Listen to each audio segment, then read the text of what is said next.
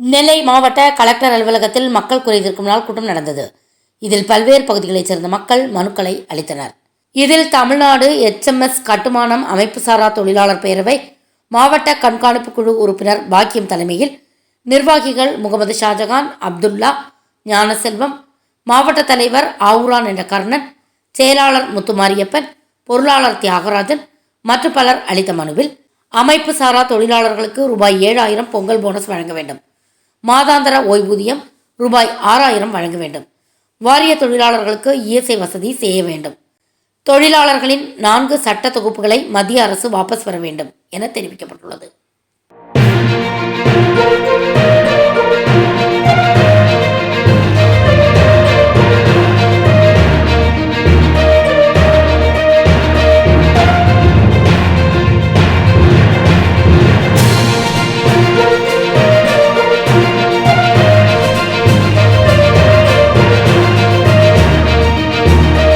Thanks for watching உண்மை செய்திகள்.